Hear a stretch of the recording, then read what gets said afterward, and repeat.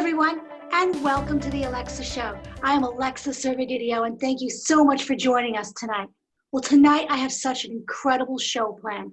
With us, I have Tammi Pickle, straight out of Beverly Hills, a renowned matchmaker. Tammi, welcome to the Alexa Show, and thank you so much for joining us this evening. Yeah, thank you for having me. Excited to be with you. Let's just call out the obvious. We're going through some really difficult times at this point, and with COVID-19 and the pandemic. Is it possible to be dating during the pandemic? And if so, how does one do it safely?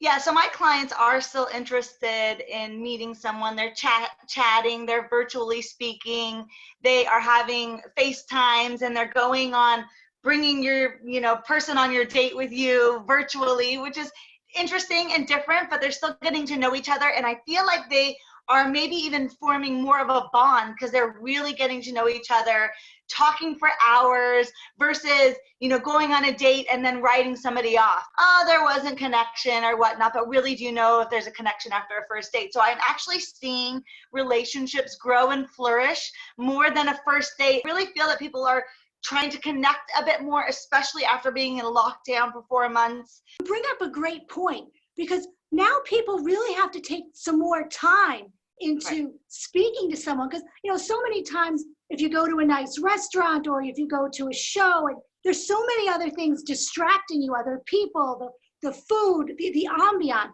Now you're really in the room virtually, face to face with a person, and really have to bring up that discussion, really listen to what they have to say. There can be silence in the room. That waiter isn't walking in to interrupt, or other distractions. That there is that time to really be able to, I think, build a relationship, to really find out who that person is. Yeah, building like a foundation and a friendship that normally maybe wouldn't happen if you were, just meeting on a first date and you meet for an hour and you're like, maybe not. But really, can you know someone after an hour? So they're really giving somebody time to get to know somebody, and that's what it's all about. Absolutely. What would you say to someone who's a little nervous about embarking on this dating journey during the pandemic? What tips would you give them? Just be open-minded. Nothing will happen if you don't try something out of the ordinary or out of the box. So just be open-minded to other possibilities, look into different things, whether it is an online or a matchmaker like me, just trying different things and putting yourself out there, because you don't know unless you try. And if you just stay at home, nothing will change. You're not going out, you're not seeing people, you're working from home. So nothing will change. You're really not going to meet anybody new. So if you really want to, put yourself out there, look into the company, look into the, online company, and do your homework on anyone you let into your life online. Anyone can kind of be anyone. They want to be online. So, our company, we meet and screen, interview, background search. You may need to do that for yourself if you're doing something online, or you look into a matchmaker that meets everyone, screens. We meet everyone personally, check IDs, background search, make sure they're divorced, criminal history, all those types of things. So it's a very safe way of meeting professionals. You bring up a great point, because right now, getting that physical connection, having that physical interaction has to be on hold a little bit. When would you advise one of your clients to actually take that step to maybe meeting someone and doing social distancing? Maybe relationships now have a better shot, because it's almost back to those old traditional ways of courting and dating. It is. It's so funny, you're not kissing right away. You're not, getting intimate right away. So you really do need to build that friendship foundation, which I think is so important. So many times, you rush into things and it doesn't end up working out because it's just kind of passion or whatever, spur of the moment kind of a thing. So you really are having a stronger connection, really getting to know someone on a deeper level as a friend. And then I think that, it will make a longer lasting relationship that way. So I think it's positive. We have to look at the positive. So there it is. Yes. Yes. And I think, having that anticipation, that waiting, that excitement, and the unknown of getting to really know somebody, and being able to say, you know what, I have to have slower steps towards getting to know them. I think it's important because it puts the brakes on for each party so they can really be comfortable with the direction where they want this meetup to go. But then also to really get to know that person on that deep level to say, okay, this is someone I could be quarantined with. We never know. Right, exactly. And especially after this lockdown, people are ringing me off the hook. Like, Tammi, I can't do this again by myself. Like, I need to find someone. If this happens again, like, I don't want to be alone again. I don't want to be locked up alone. Absolutely. So what would you say, have you seen through, all your work with all your clients, what are some of the biggest dating mistakes people make? Right. And, a lot of times people go on first dates with these expectations that they're going to be with this person and it's going to be like a marriage at the first meeting. I mean, it does take time. You have to maybe lower those expectations. Like, just get to know someone, be friends, take it slow. It doesn't need to mean that you're going to necessarily marry this person in the next few months. Take it slow, take it easy. Don't be too demanding about hearing from him all the time or vice versa. Kind of take it slow and take it and get to know each other. And there's so many times where, well, I didn't hear from him, so I don't think he's interested. Well, he is also working hard and he's busy, and give him a few days. And you just brought up a great scenario. So many times I hear so many clients, men and women, come in and one person had an incredible first date. It was the date forever. It was a dream. It was perfect. And then the other person just doesn't call or doesn't reciprocate.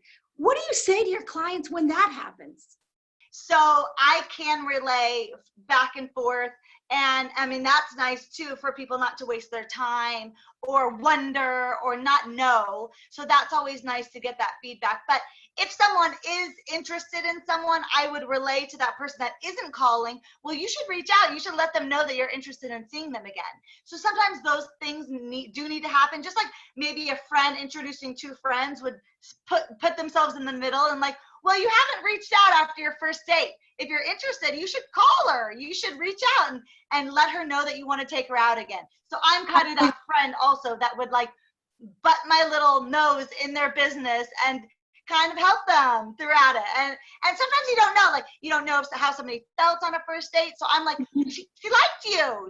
She wants to go out again. So if you're interested, let's do this. Reach out. So with this virtual dating, how long should a virtual date last compared to getting coffee or going out to dinner? It's kind of up to them, how comfortable they are, how the conversation is going. Sometimes it is awkward. From 30 minutes to an hour of chatting or whatever feels comfortable. If you want to cut it short and then try again because you lost things to talk about, that's totally fine. So I've heard across the board 30 minutes, and then I've heard people talking nonstop for 2 hours. Yes, I think it's also too what fits each person's personality and also way of communicating. So how would you feel about what would be some red flags for a man going into a first virtual date? And what would be some red flags for a woman going into their first virtual date? Talking too much about exes or drama or stressors. You don't want to be like Debbie Downer. Nobody wants to be like chatting and getting to know someone that's like, oh, my life is a bummer and I'm going through all these things and my car broke down and I'm having a hard time paying my bills, or, just all of those things. And I've heard it on both ends.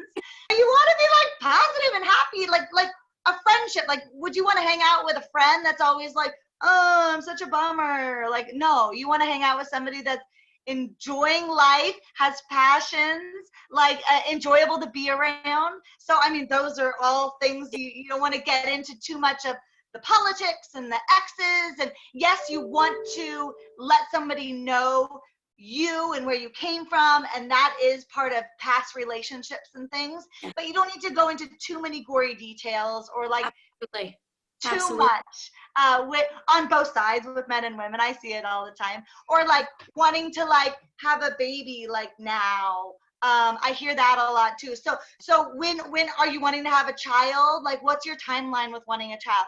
And they're drilling that, that a little bit. So that's a big one for women that are especially on a time crunch. Like, I don't want to waste my time. If you don't want a baby, let's move on. Do you offer these services to your clients kind of as a pre-date, mock date? Would you practice with them beforehand, kind of what a date should look like, especially virtual if people aren't used to it? I have done it many times. I don't do it for everyone because there are a lot of people that, don't really need the help. They are comfortable. They're comfortable dating. But if I hear there's like feedback coming back to me where, oh, he's just really, really shy and he's really awkward and I'm having a hard time communicating with him, then I'll step in and I'll be like, let's have a little practice. You chat with me. Let's ask me some questions. And then we build from it and we find things in common. And I have coached some of my clients kind of through, just being more comfortable talking to the opposite sex and things like that. Great. Well, thank you so much. We're at the end of the show. And again, I just wanted to thank you so much for coming on tonight and talking about this topic that really everybody wants to be involved with, dating during the pandemic. Thank you, Tammi. Thank you so much for everything that you do. And everyone, thank you so much for tuning in.